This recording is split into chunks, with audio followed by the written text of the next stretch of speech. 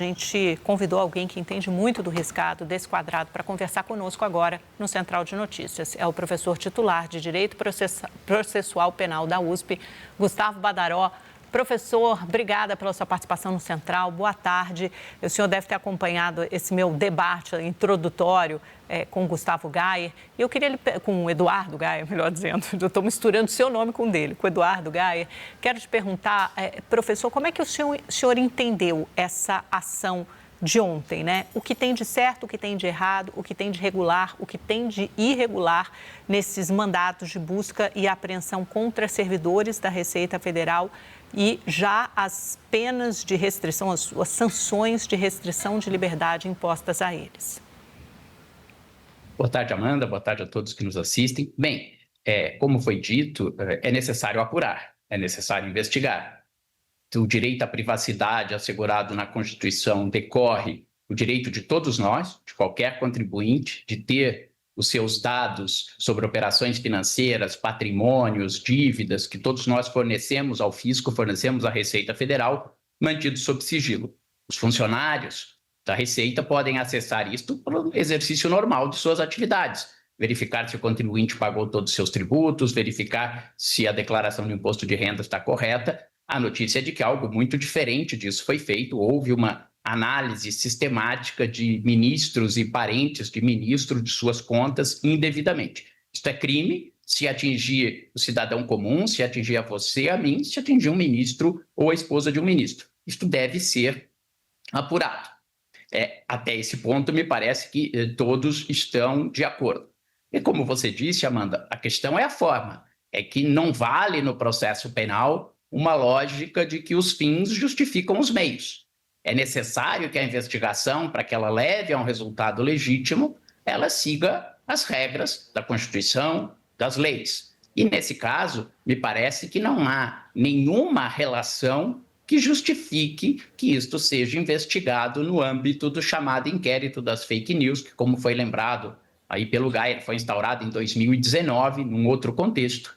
Aliás, com base num artigo do regimento interno que diz que compete ao Supremo investigar aqueles fatos, porque as pessoas não tinham foro por prerrogativa de função, quando o fato for cometido nas dependências do Supremo Tribunal Federal. E desde lá virou quando cometido contra o Supremo Tribunal Federal. E é exatamente isso que esse inquérito, que perdura já há 7 anos, tem servido, para ser uma carta na manga, para toda vez que o Supremo ou algum de seus ministros se sente acuado, em vez do inquérito ter um objeto específico, um fato passado determinado para verificar se é crime ou não e quem o praticou, qualquer novo fato é incluído no corpo desse inquérito, sem distribuição, sem escolha de relator.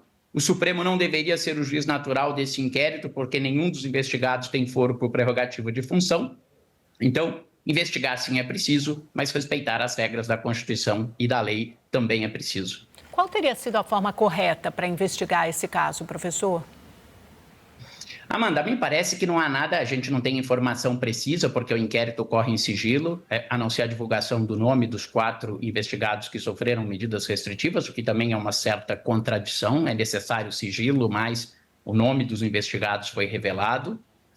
A forma correta, ao meu ver, seria isto ser investigado em primeiro grau de jurisdição, né? Provavelmente o mais comum, se atingiu mais de um ministro do Supremo, seria que o presidente do Supremo fizesse uma representação para a Polícia Federal, para que a Polícia Federal instaurasse um inquérito, pessoas sem foro por prerrogativas de função, vinculada ao primeiro grau, para que elas fossem investigadas. Cabendo a um juiz de garantias do primeiro grau decretar a busca e apreensão e medidas cautelares que entendesse cabível. O outro grande problema disso estar no Supremo Tribunal Federal é a relatoria ser do ministro Alexandre de Moraes, né? Em relação aos atos antidemocráticos e ao 8 de janeiro, ainda havia algum argumento técnico de que ele não era exatamente a vítima e estava sendo investigador e vítima porque os crimes eram contra o Estado Democrático de Direito, ainda que houvesse uma ameaça de morte contra o ministro Alexandre de Moraes. Mas agora é vazamento de dados, segundo as informações, talvez do próprio ministro Alexandre de Moraes e de sua esposa.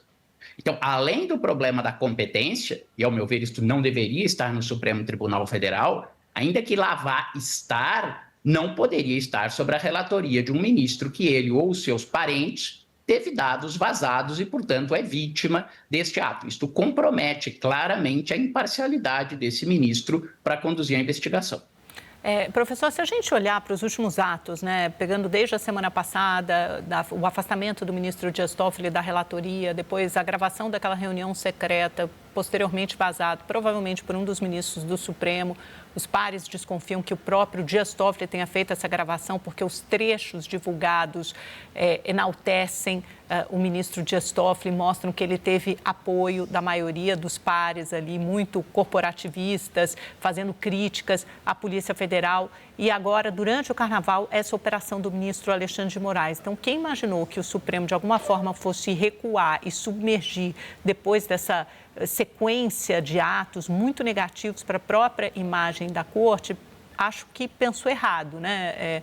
Parece que alguns ministros, como Toffoli, como Alexandre de Moraes, ainda estão muito imbuídos desse sentimento de fazerem uma defesa firme de seus valores, assim, do que eles acreditam. Em que momento isso deixa a Suprema Corte? O que isso sinaliza sobre os próximos atos? Porque agora a relatoria é de André Mendonça, mas parece que ele não está sozinho, né? Outros ministros querem se fazer presentes nessa investigação de alguma forma, manter a companhia ali, a vigilância desse inquérito. Eu acho que são dois problemas, Amanda. Um deles é esse: como continuar a investigação do chamado caso do Banco Master. É um caso rumoroso, é um caso que agora mudou de relator, mas o que parecia ser um problema pontual do Supremo Tribunal Federal, continuar ou não o ministro Dias Toffoli na relatoria deste caso, parece que não se resolveu. Houve a troca do ministro, numa nota com apoio unânime de todos os demais ministros, houve um novo sorteio, a relatoria agora com o ministro André Mendonça, mas o Supremo Tribunal Federal e mais questões sobre a organização da Corte continuam a ser colocadas. Por que estas questões do vazamento surgiram?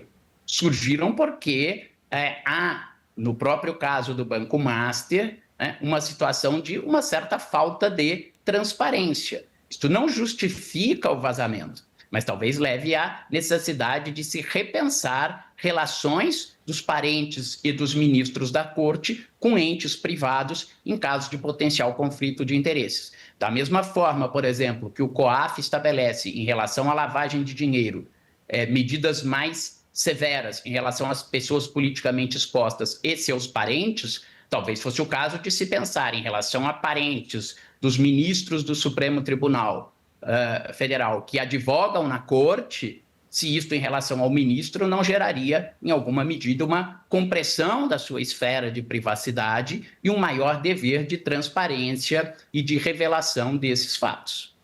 E, professor, por último, o senhor vê algum ambiente para avançar um processo de impeachment contra ministro do Supremo Tribunal Federal, ou pelo menos para isso ganhar fôlego, força, durante essa campanha eleitoral? Amanda, eu acho que não. A gente não tem histórico de impeachment de ministro do Supremo Tribunal Federal. É preciso tomar um enorme cuidado, porque essas ameaças também podem colocar em risco um outro bem fundamental, que é a independência do Poder Judiciário e do Supremo Tribunal Federal. Não que ele seja imune a críticas ou, eventualmente, que não possa ter um impeachment.